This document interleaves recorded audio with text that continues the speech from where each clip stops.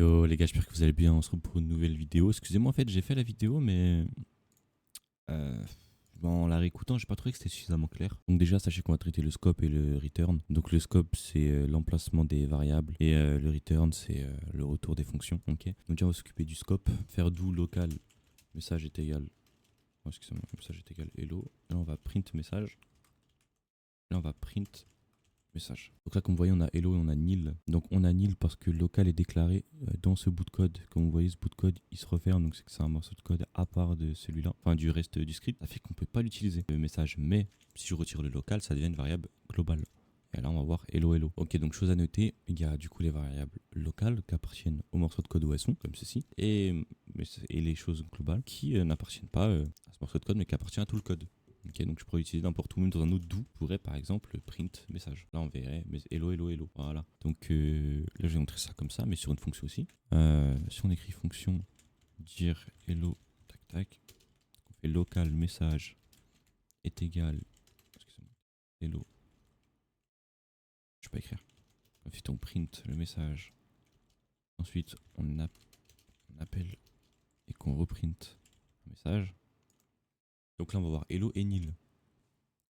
Parce que bah ça appartient à ce bout de code, encore une fois. Mais il me semble que si je retire un message, excusez-moi. Si je retire un message, ça va fonctionner. On aura hello hello. Parce qu'elle est globale.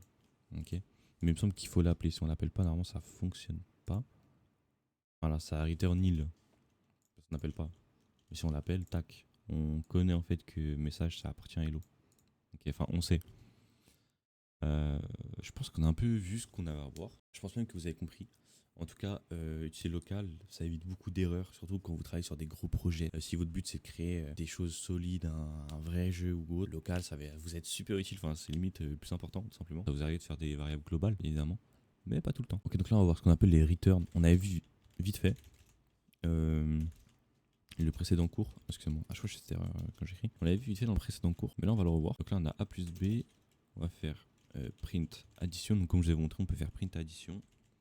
Ça va faire 12. Ok. Mais on peut aussi faire local résultat est égal addition 5, 7. Et là après on peut print le résultat. Voilà, 12. Ça nous permet donc de stocker le résultat obtenu par ça dedans. On appelle addition. Ok. Je vous ferai un schéma. On appelle addition. On renvoie 5 et 7.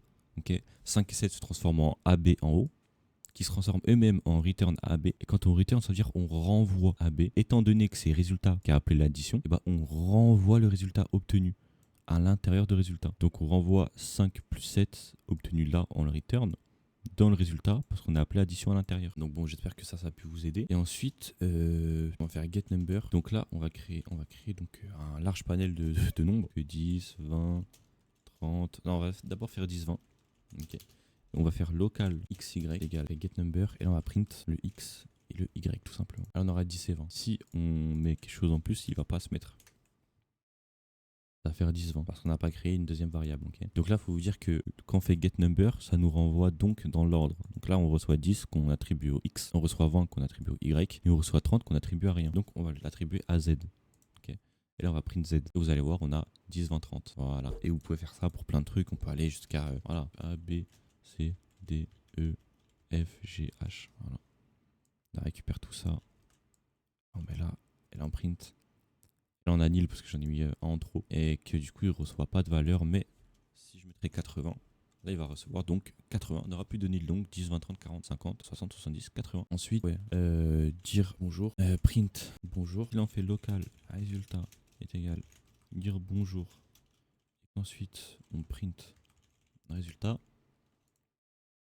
On aura donc le bonjour parce qu'il est là. On aura nil parce qu'on return absolument rien.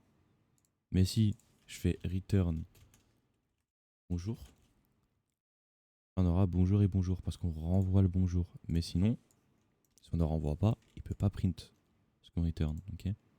Donc notez une chose, quand on fait local résultat, ça appelle la fonction ici. Ça appartient au résultat, mais ça appelle la fonction. Et on peut print seulement ce qu'on return. Si on return rien, on peut pas le print. J'ai remarqué qu'il n'y avait pas ma voix. Donc là, actuellement, je crée une nouvelle fonction. Et je précisais, du coup, vu qu'on n'entendait pas, que je mettais pas local, mais du coup, qu'on pouvait mettre local. Le scoping, on a vu ce que c'était. Donc je pense que vous comprenez. Vous pouvez le mettre ou non. C'est un choix. Selon ce que vous voulez. Si vous voulez que ce soit une fonction globale ou une fonction locale. Moi, perso, vu que je vous mets des exemples, j'ai tendance à pas le mettre. Mais allez avoir des moments où vous allez devoir sûrement créer des fonctions globales et non locales. Alors, on va faire local avec résultat ici est égal à plus, mais pourquoi A plus B. Ensuite on va return donc le résultat. Là, on peut faire local total est égal calculé. Là on va mettre 5,5 et on va print le total. On aura 10. Imaginons que je me dis j'enlève le print. Ça va pas marcher. Parce qu'on return les valeurs. Ok, donc là, encore une fois, je vous explique. On écrit 5,5 dans calculer. Donc ça attribue à AB. Du coup, AB, imaginez que là, c'est 5,5. Ok. Du coup, local résultat, il va faire est égal donc AB, donc les sommes qu'on a mis là, donc 5 plus 5, et on return, donc on renvoie le résultat. Donc total correspond au résultat obtenu après le calcul. Donc maintenant, on va print donc le résultat obtenu après le calcul, qui est de 10. Voilà, j'espère que ça a pu vous servir. Et si vous avez des questions, des doutes ou autres, espace commentaire, directement, j'y répondrai. Ça me dérange pas du tout, moi j'aime beaucoup. Donc pas de soucis, si vous avez des questions, n'hésitez pas. Et puis prenez soin de vous et à la prochaine épisode.